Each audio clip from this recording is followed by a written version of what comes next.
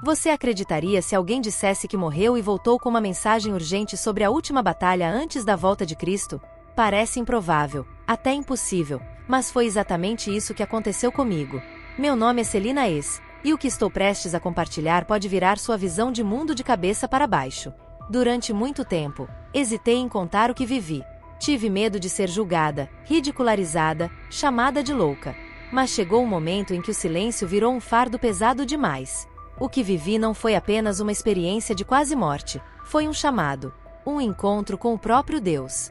Ele rasgou o véu da realidade que conhecemos e me permitiu ver coisas que já estão em andamento. Sinais que a maioria ignora, mas que fazem parte de algo imensamente maior, a batalha final. E as pessoas precisam saber, precisam estar preparadas. Mas antes de te contar o que vi do outro lado, você precisa entender quem eu era antes disso tudo acontecer. Eu era uma cristã comum. Daquelas que frequentam a igreja aos domingos, fazem orações antes das refeições e ajudam quando sobra tempo. Trabalhava como enfermeira no Hospital San Anselmo Memorial, em um bairro tranquilo de Rochester, Minnesota. Levava uma vida simples, com um grupo pequeno de amigos e uma fé confortável, porém superficial. Até que Deus começou a mexer nas estruturas. Meses antes daquela noite fatídica de janeiro, um incômodo começou a crescer dentro de mim. Uma urgência para orar, mesmo sem saber o motivo. Acordava de madrugada com o coração acelerado, impulsionada a falar com Deus. No hospital, percebia uma mudança no ambiente. O olhar das pessoas parecia mais pesado, uma frieza crescente diante de tudo que lembrava a fé. Era como se uma sombra estivesse se espalhando, sutil, mas constante. Eu já havia presenciado muitas mortes, algumas serenas, outras cheias de dor. Acompanhei despedidas, choros, silêncios. Mas nada me preparou para viver aquilo na pele. Aquela quinta-feira foi especialmente difícil. Um plantão exaustivo. Perdi 2 adolescentes por overdose e um idoso cujo coração simplesmente parou.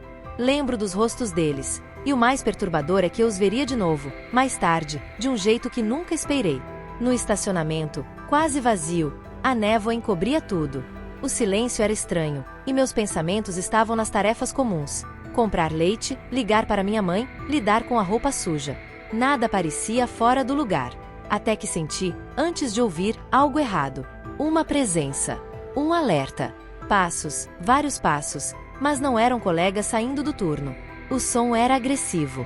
O ritmo, ameaçador. Quando tentei reagir, já era tarde. Algo pesado atingiu minha nuca. O tempo pareceu se quebrar em pedaços. Caída no chão gelado, o gosto de sangue na boca, vozes exigindo tudo, bolsa, celular, qualquer coisa. Tentei cooperar. Tudo podia ser levado, menos minha vida. Mas o que me apavorou não foi o roubo, foi o ódio. Uma raiva quase sobrenatural. Não era pessoal, era espiritual. A mesma escuridão que eu vinha notando nos olhos de alguns pacientes agora estava ali, escancarada. Os chutes vieram em sequência. Dor pura. E então, de repente acabou. Não como um desmaio. Era como se alguém tivesse mudado de canal. Tudo se apagou. Segundo os médicos, meu coração parou por 10 minutos e 25 segundos. Nenhuma atividade cerebral, nada. Clinicamente eu estava morta. Eles lutaram com tudo para me trazer de volta. E conseguiram. Mas durante aqueles minutos, eu estava em outro lugar. Lá o tempo não fazia sentido. Tudo parecia simultâneo. Passado, presente e futuro. Tentei por meses explicar o que vi, mas não existem palavras. Como se descreve uma cor que nunca existiu? Como traduzir algo que vai além dos nossos sentidos? A primeira coisa que notei foi a luz.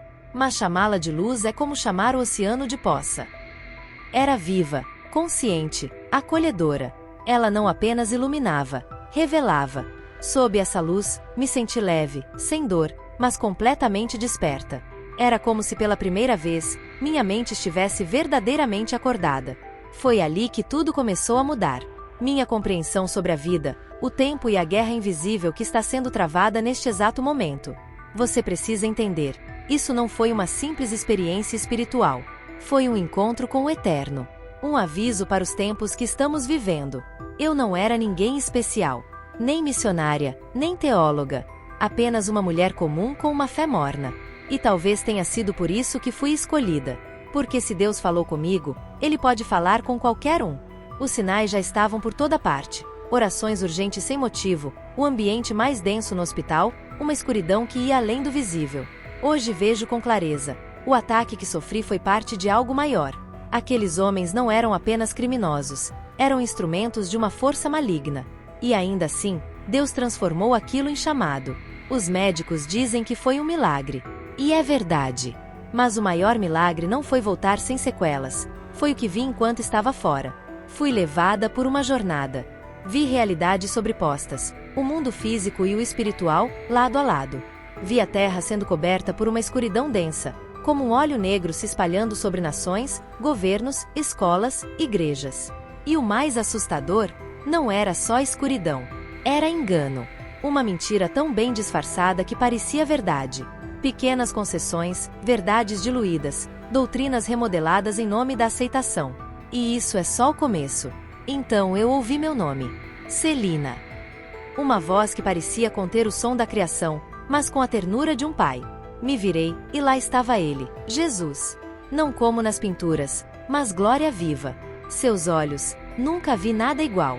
Amor puro, mas também uma santidade que te atravessa por dentro. Sem julgamento, mas com verdade. Com propósito. Ele me disse: minha filha, te trouxe aqui para mostrar o que está por vir. O tempo é curto. Meu povo precisa estar preparado. Depois disso, tudo começou a se mover, como se o próprio tempo se curvasse. Vi camadas da realidade, o que está visível e o que é oculto. Vi o que está vindo. E é por isso que eu não posso mais me calar. Não importa se acharem que foi ilusão, um trauma, uma alucinação. O que importa é que a guerra já começou. E cada escolha que fazemos agora tem um peso eterno. Este não é apenas um testemunho. É um alerta. Um chamado para quem ainda tem olhos para ver e ouvidos para ouvir. A verdade estava sendo diluída, suavizada em frases bonitas, disfarçada de bondade. Era assim que a escuridão se infiltrava, não com violência imediata, mas com concessões sutis, um passo por vez. Foi então que Jesus me alertou: preste atenção. Isso já começou. Nesse momento, vi uma figura surgir das sombras. Tinha uma presença carismática, falava com sabedoria e transmitia uma serenidade enganosa. Suas palavras soavam como esperança. Ele falava de paz, de unidade, de resolver os grandes problemas do mundo: clima, desigualdade, conflitos. Tudo o que as pessoas queriam ouvir. Até cristãos começaram a repetir suas ideias, dizendo que eram compatíveis com as Escrituras. Mas algo dentro de mim gritava: isso é um engano habilmente elaborado. O anticristo não viria com rosto de terror, viria com um sorriso, com meias verdades revestidas de discursos agradáveis. Era como uma serpente, só que de terno, com palavras suaves. E aquilo era apenas o começo do que Jesus ainda ia me revelar. Esse homem falava sobre Deus, mas não o Deus da cruz. Promovia uma espiritualidade popular, desligada da verdade bíblica. Um amor sem base, sem confronto, vazio de essência. Um amor que só acolhe, mas nunca corrige. Muitos serão enganados, disse Jesus. Inclusive aqueles que acham que me conhecem. A cena então mudou. Vi multidões em templos, igrejas lotadas, mas havia algo profundamente errado. Em muitos desses lugares, a presença real de Cristo estava ausente. As pessoas cantavam, levantavam as mãos, falavam sobre fé, mas por dentro, seus corações estavam distantes. Era uma religião de fachada, emocional e cultural, sem raízes profundas em Jesus. E foi então que vi uma fagulha de esperança.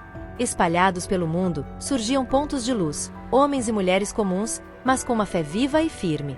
Eles não viviam apenas de cultos semanais, mas de uma entrega diária. Estavam sendo preparados, refinados. Deus estava moldando esses corações como ouro no fogo. Depois surgiu outra figura, o falso profeta. Ele operava sinais e prodígios ao lado do anticristo. Juntos introduziram um sistema global que parecia resolver todos os grandes desafios da humanidade: economia, política, desigualdade.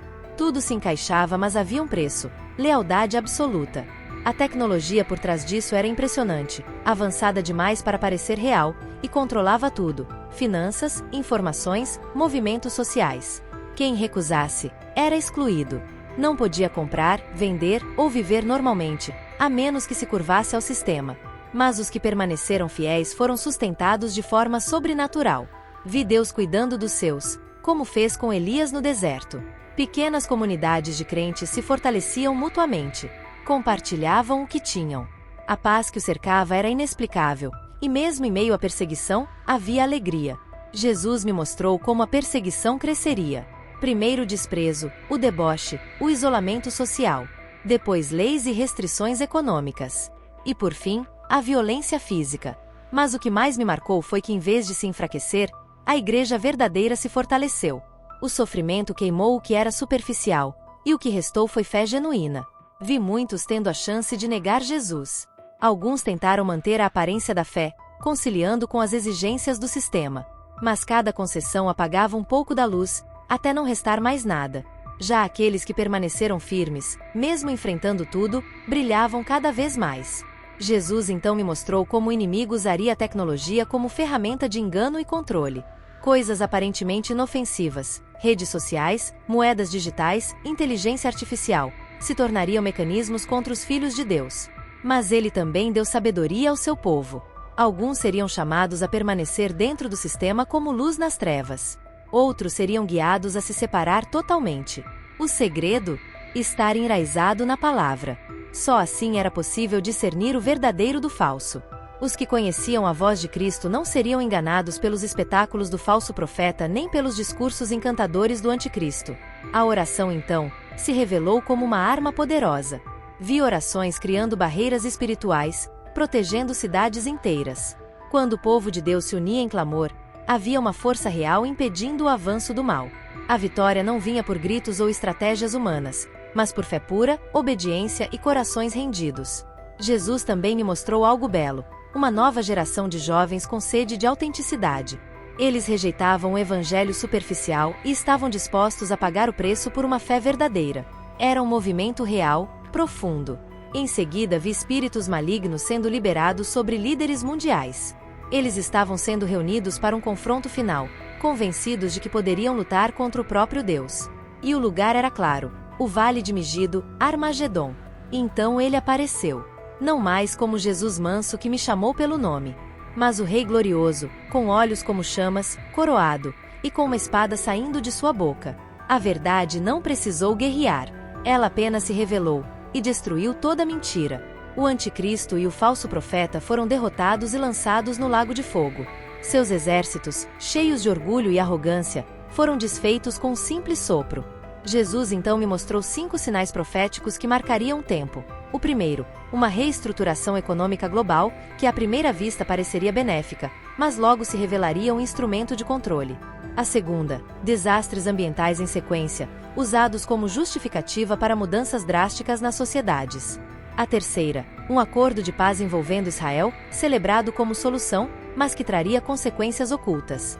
O quarto, avanços tecnológicos impressionantes, promovendo cura e progresso, mas que se tornariam ferramentas de dominação.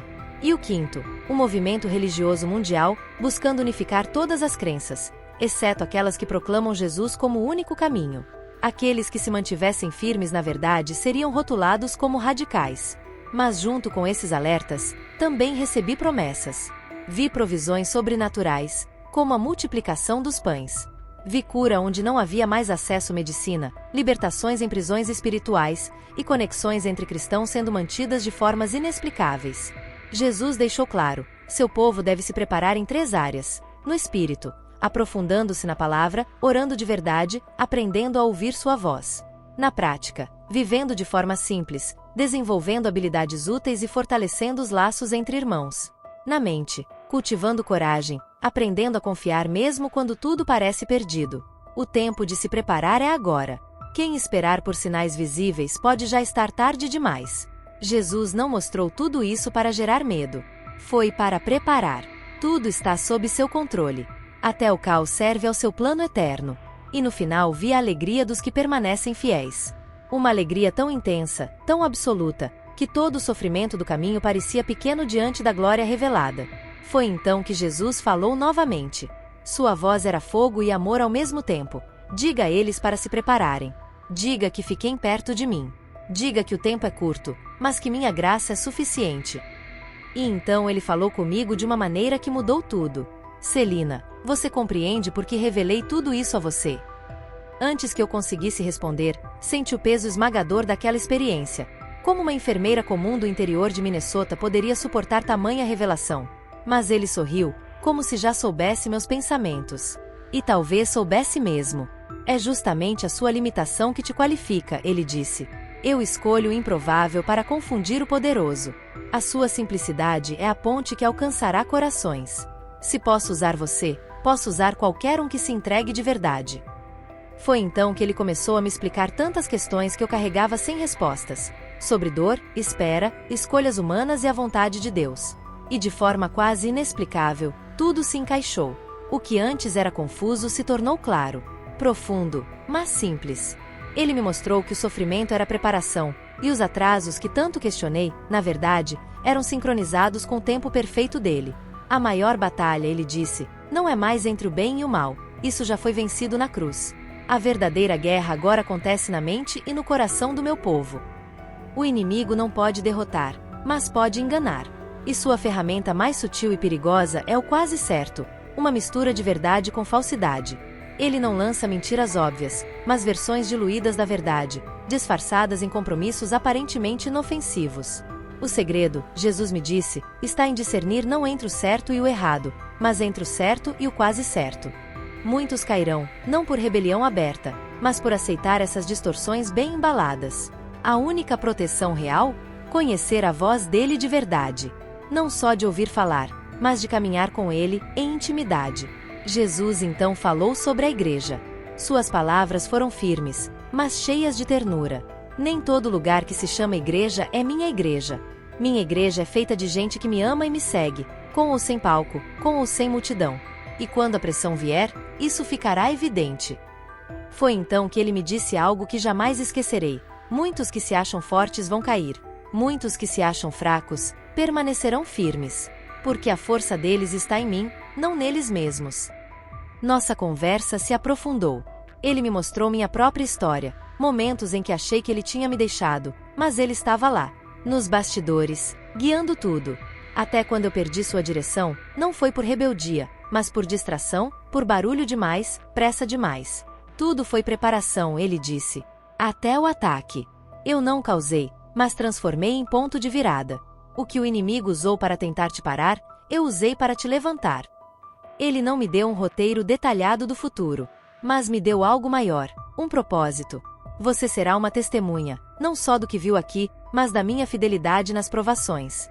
Sua vida vai fortalecer outras vidas, especialmente quando a fé delas estiver por um fio. Então ele foi direto. Alguns vão rir de você, outros vão ignorar. Mas não pare. Eu vou enviar as pessoas certas. Compartilhe com quem quiser ouvir, sem medo, sem forçar. A oposição virá, ele advertiu. Mas entenda, quando o inimigo se levanta, é porque você se tornou uma ameaça. Isso é sinal de que está no caminho certo. Apesar da urgência, não havia desespero. O tempo é curto, sim. Mas não se apresse. As coisas acontecerão no meu tempo. A sua missão é ser fiel ao que revelei. Prepare os outros. Guarde seu coração. Foi quando ele falou algo inesperado. Alegria. Mesmo em meio a tudo que está por vir, perseguição, guerras, engano, o meu povo não pode viver com medo. A alegria é uma arma espiritual. Quando vocês mantêm a alegria em meio à dor, as trevas se desarmam. Ele também falou dos relacionamentos. O tempo de andar sozinho acabou. Quem tentar seguir isolado, não resistirá. Estou conectando os meus filhos, formando redes de apoio, cura e encorajamento. E então ele me mostrou outro tipo de ferida, feridas invisíveis. Corações partidos, traumas não tratados, dores antigas que impedem muitos de resistirem ao que está por vir. Foi aí que entendi. Minha experiência como enfermeira era só o início. Agora ele me chamava para curar feridas da alma. Antes de me enviar de volta, Jesus me deu 3 instruções claras. Compartilhe o que viu, não para convencer, mas para alcançar quem eu colocar no seu caminho. Ajude os outros a se prepararem, com sabedoria, não com alarme. Ensine-os a me conhecer, a confiar mesmo quando o mundo parecer desabar. Seja um farol, viva de forma que as pessoas vejam que é possível ter paz e alegria, mesmo conhecendo o que está por vir. Tudo o que te mostrei é sobre redenção, não apenas juízo. Mesmo nos piores dias, estarei chamando pessoas para perto de mim. Nunca perca isso de vista. Então senti como se estivesse sendo puxada de volta. Foi suave, mas firme. Suas últimas palavras ecoaram no meu espírito. Diga a eles que se preparem.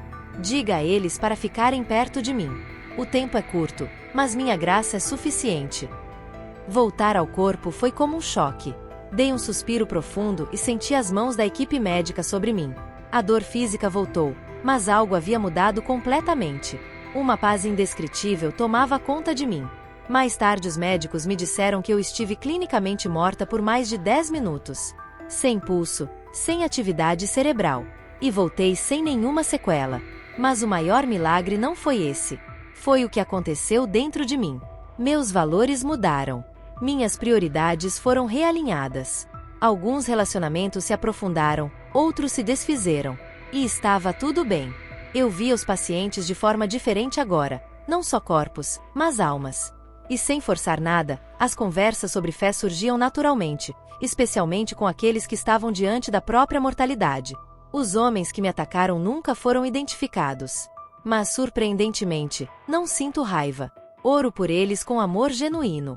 Eles também fazem parte dessa guerra invisível, almas perdidas que ainda podem ser resgatadas. Minha vida de oração mudou radicalmente. Orar se tornou como respirar. A palavra ganhou outra dimensão. Versículos antes comuns agora queimavam com significado e urgência. Comecei a conhecer outras pessoas com o mesmo despertar. Era como se Jesus já estivesse unindo seu povo. Formamos pequenos grupos, simples, caseiros. Estudo, oração, apoio mútuo. Aprendi a viver de forma leve, preparada, não por medo, mas por sabedoria.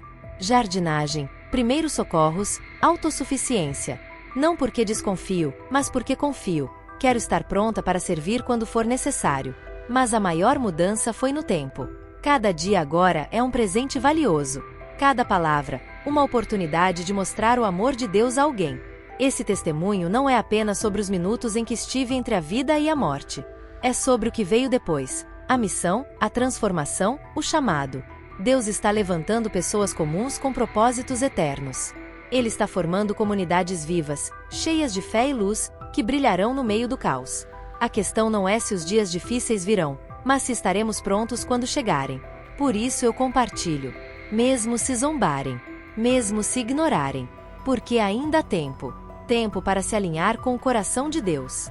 Tempo para decidir de que lado da história você vai estar. Você vai deixar Jesus preparar o seu coração? Vai ser uma das luzes que brilham quando tudo tremer? A hora é agora. Que Deus te dê olhos para enxergar, ouvidos para discernir e um coração pronto para responder. Muito obrigada por assistir até aqui. Não se esqueça de se inscrever no canal e ativar as notificações para não perder nenhum testemunho. Nos vemos no próximo vídeo.